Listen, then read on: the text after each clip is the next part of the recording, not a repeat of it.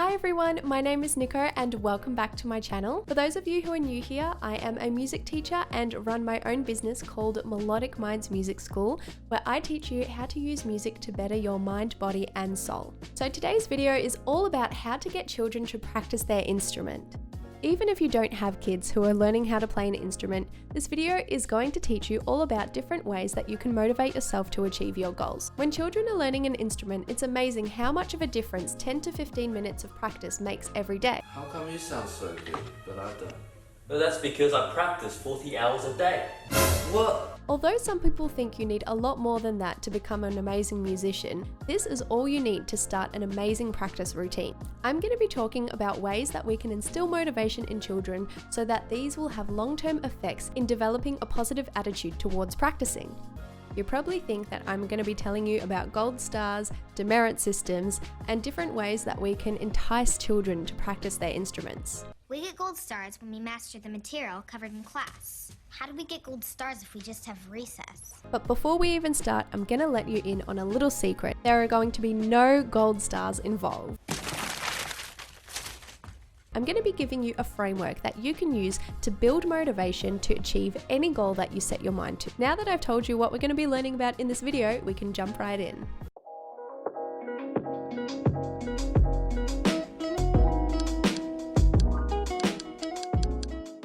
Motivation is what leads us to do literally all of our behaviours. A big contributor to whether we want to do these behaviours comes down to the type of motivation we have. The first is extrinsic motivation, and that is guided by rewards and punishments. This is a Schrute buck. When you have done something good, you will receive one Schrute buck. The second type of motivation is called intrinsic motivation, and this is a special type that makes you want to do something simply because you really feel like it. In the cases where we do use rewards to motivate our children to practice their instrument, changes in their perception of the activity itself, as well as their own self-esteem around playing their instrument, can occur. This can lead to detrimental effects on their sense of self-worth and often lead to them losing the intrinsic desire that they started off with. This can actually happen if we respond to a child's initial intrinsic motivation with a reward. For example, if a child starts off practicing in their first week of learning an instrument and we say, "Oh my gosh, well done Timmy, here's a gold star for practicing." Suddenly a switch happens. After handing over that gold star, little Timmy suddenly thinks that his motivation to practice his instrument isn't coming from his innate desire to learn, it's coming from the fact that if he practices, he's gonna get a gold star. This phenomenon is called the OverJustification Effect, and studies have shown that children who are offered rewards for doing activities that they already find enjoyable are less likely to do that activity spontaneously when they're not offered a reward. This is because they think that their motivation to do the activity is coming from the offering of that reward, rather than the fact that they actually wanted to do the activity in the first place. When we start enticing children with these kinds of rewards, the activity becomes less about the joy of playing their instrument and more about getting the reward that they've been promised.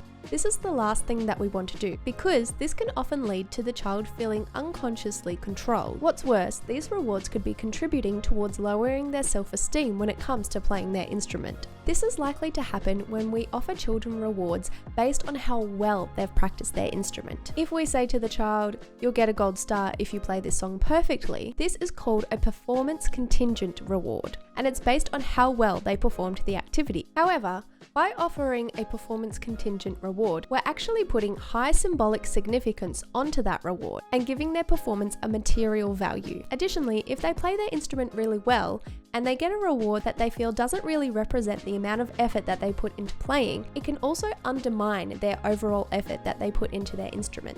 Now I've told you what not to do, let's dive into what we should be doing to motivate children to practice and to help you motivate yourself to achieve your goals. The first is to talk about playing their instrument purely in terms of the goals surrounding it. This is done really well when we set purpose goals and target goals. A purpose goal helps establish the motivational context that influences how an individual approaches and experiences an activity.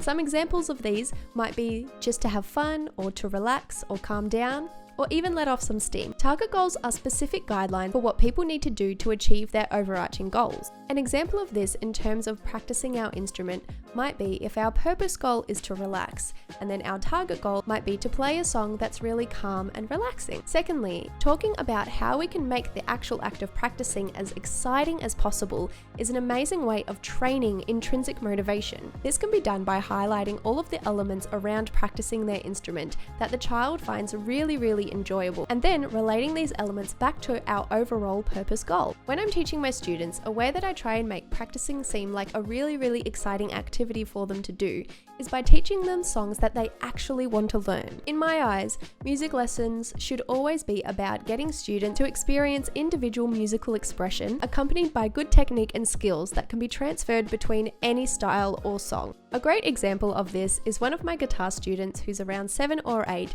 told me that she wanted to learn every single Taylor Swift song. For most music teachers, this is probably a nightmare come true.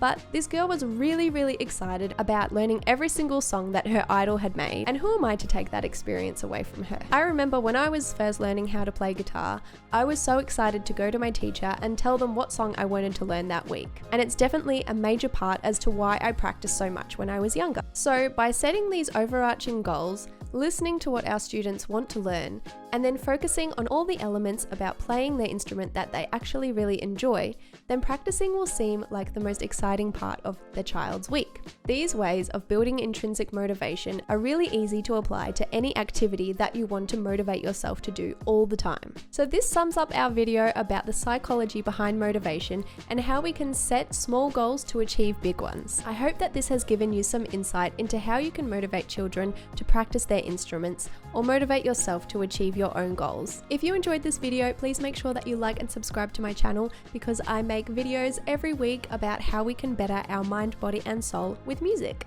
Thank you so much for watching, and I'll see you next time. Bye!